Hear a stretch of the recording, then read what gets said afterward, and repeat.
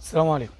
قبل ما اخش في موضوع الفيديو بتاع النهارده، احب اقول ربنا يرحم ويسامح 18 بنت من المنوفيه ماتوا في حادثه امبارح. مصر كلها صحت امبارح على حادثه. 18 بنت ما عندهمش رفاهيه ان هم ياخدوا يوم الجمعه اجازه. 18 بنت كانوا شغالين في مصنع 130 جنيه في اليوم. انت متخيل يا صاحبي ظروف 18 بنت طالعين عشان يساعدوا اهلهم ب 130 جنيه في اليوم، فما عندهمش اي رفاهيه ان هم ياخدوا اليوم ده اجازه، يوم الجمعه. الله يرحمهم ويسامحهم. 18 بنت ما بين سن 15 سنة ل 22 سنة، وفي منهم اللي في كلية هندسة بيشتغلوا ب 130 جنيه في اليوم عشان يساعدوا أهلهم في تجهيزهم، اللي بتتجوز واللي بتدرس واللي بتساعد أهلها في أكل وشرب. احنا مستنيين بس الحكومة والنبي والوزارة تطلع لكل واحدة فيهم 100,000 جنيه ولا حاجة للناس اللي ماتت. 18 بنت. انت متخيل يا صاحبي 18 بنت أو 18 نعش وكفن طلعوا من مسجد واحد امبارح بعد صلاة الجمعة؟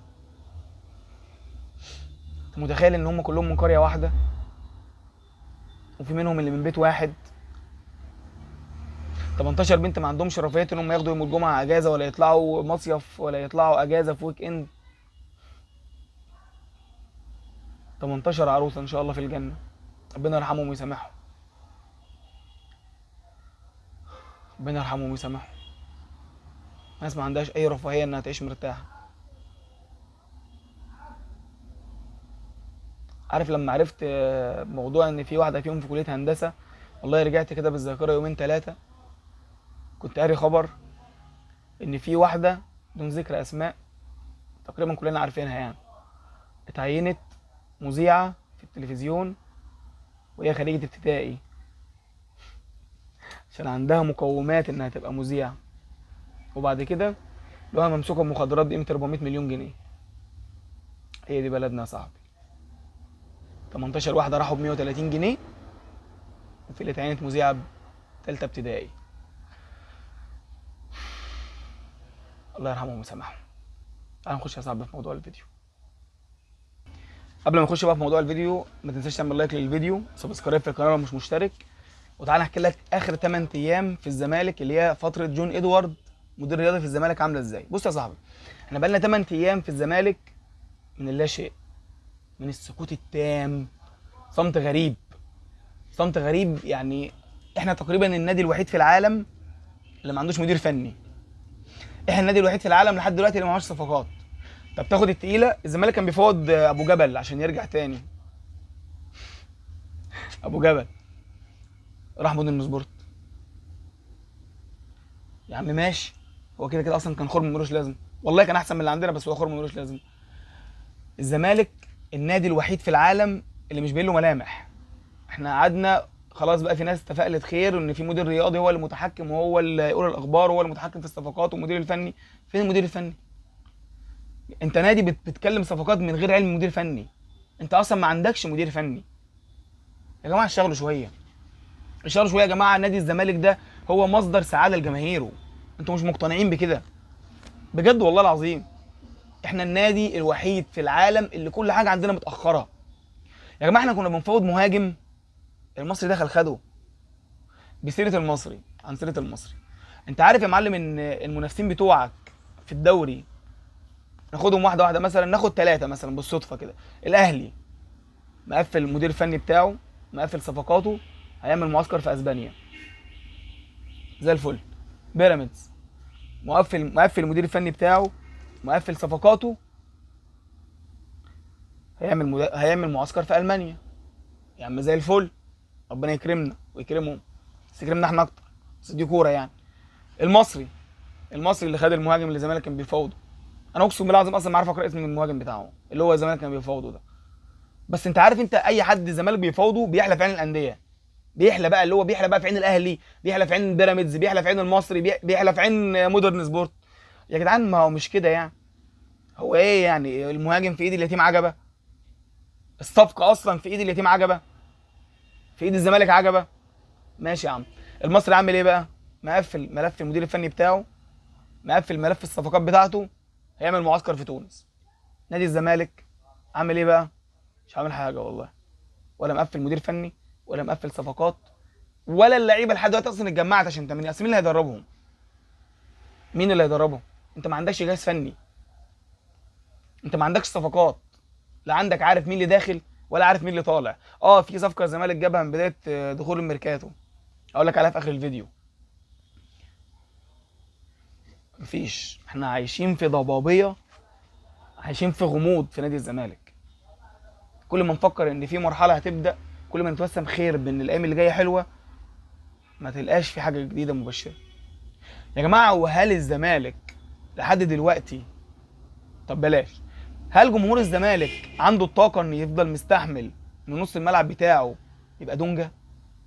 طب هل الزمالك هيفضل مستحمل، وجمهور الزمالك هيفضل مستحمل ان الوينجين بتوعه واحد جايبينه على اساس ان هو تحت السن، ويطلع عنده شد يقعد معاه 4 شهور، شد يقعد معاه 4 شهور، احمد الجفالي، واسمه محترف بيقبض بالدولار؟ طب الوينج التاني بتاعنا مين بقى؟ كابتن مصطفى شلبي، حبيبنا على راسنا. كابتن مصطفى شلبي اللي البنك الاهلي بيفوض الزمالك عشان يشتريه والزمالك رافض. يا جماعه كتير والله. يا جماعه احنا المهاجم بتاعنا لحد دلوقتي سيف الجزيري. يا جماعه احنا عندنا المدافعين مشيت حمزه المسيوي وسبت الزناري وجددت للونش. يا جماعه كتير. نادي الزمالك محتاج ما لا يقل عن 7 8 صفقات سوبر. انت مش بتعمل حشو صفقات زي كل ميركاتو، انت محتاج 7 8 صفقات سوبر يا صاحبي، وبس تبني عليهم 3 4 سنين قدام، ويوم ما تحتاج صفقه او اتنين في كل ميركاتو تقفيل يبقى كده كويس. انما احنا كل موسم بنجيب من 10 ل 12 صفقه كسر، ونعمل ايه بعد كده؟ نحب نمشيهم الموسم اللي بعده او الميركاتو اللي بعده ما نعرفش نمشيهم. ماشي، مين اللي هيدي الناس دي الفلوس اللي انت بتديها له في الزمالك؟ محدش. ما تشتغلوا كويس، اشتغلوا عدل يا عم، اشتغلوا اتقوا الله في المنصب بتاعكم يا عم. بلاش، سيبك من كل ده. هقول لك على خبر تاني، والخبر ده احتمال يضحكك يعني. بص يا سيدي، قلت لك من شويه ان الزمالك عمل صفقه من بدايه الميركاتو. عارف هي مين؟ شروق ابراهيم. الزمالك بيدعم فريق السيدات، جاب صفقه من البنك الاهلي انتقال حر، شروق ابراهيم. يا عم واحنا اشتكينا لكم على فريق السيدات؟ يعني حد احنا ليه كل موسم بنبدا الميركاتو بتاعنا بفريق السيدات؟ لا، وبنكتر فيه لعيبه 3 4 5 لعيبه كل موسم. يا جدعان فريق سيدات ايه؟ يا جدعان احنا حتى في كره اليد الزمالك عمل صفقات في فريق السيدات، ما عملش في فريق الرجاله. يا جماعه احنا في كره السله الزمالك عمل صفقات في فريق السيدات.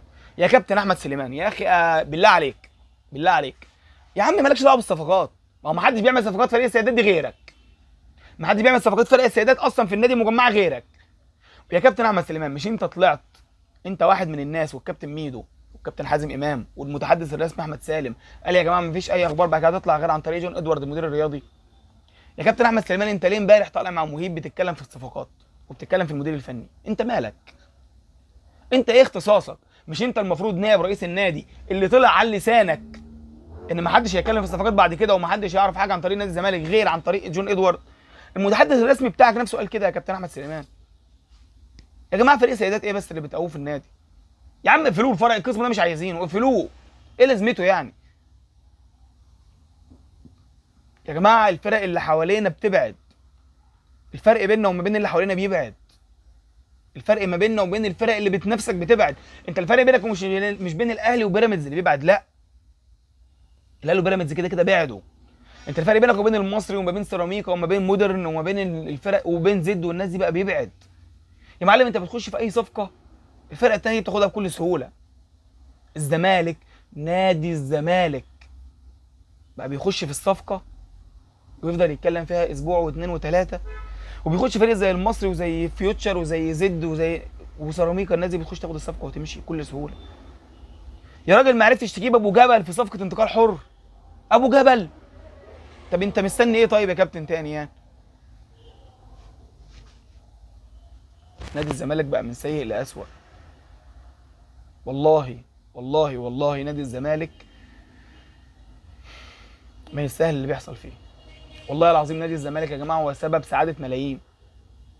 يا جماعه بتلاقوا ناس طالعه من شغلها مطحونه ومضغوطه وعندها مشاكل صحيه وعندها مشاكل ماديه، وفي وقت ماتش للزمالك بيفرحوا لو الزمالك كسب. بتلاقي ناس فرحانه وقت ماتش للزمالك لو الزمالك خسر بيزعلوا. يا جماعه نادي الزمالك هو سبب تغيير في مود لملايين، اتقوا الله فيه. احنا نادي الزمالك بقى عايشين فعليا في ضبابيه احنا مش فاهمين لها حل. ودلوقتي كل اللي طالع اليومين دول يقول لك السريه السريه. يا عم ماشي احنا عايزين سريه، بس اعمل بقى حاجه. يا معلم الناس طالعه، الناس خلصت الدورات بتاعتها والمؤتمرات بتاعتها في عرض اللعيبه، والمديرين الفنيين بقى متسكنين في الانديه. يا معلم ما فيش لعيب حلو يفضل قاعد لك لحد اخر الميركاتو.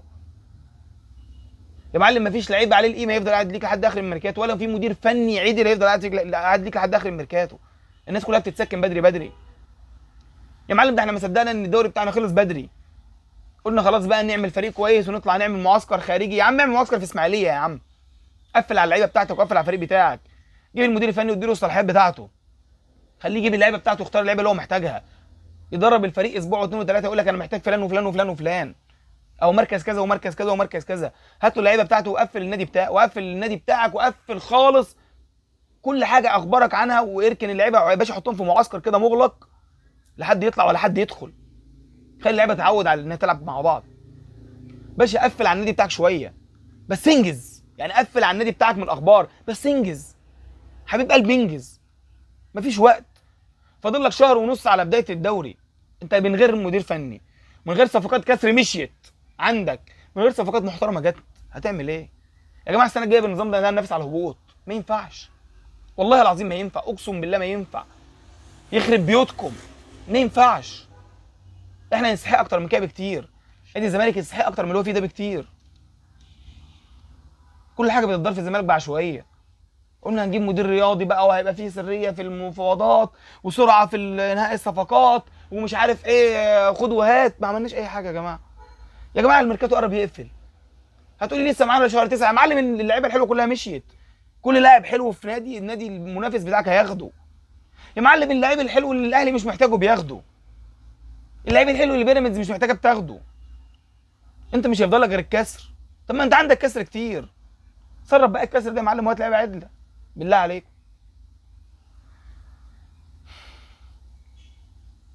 السلام عليكم. اشقرف.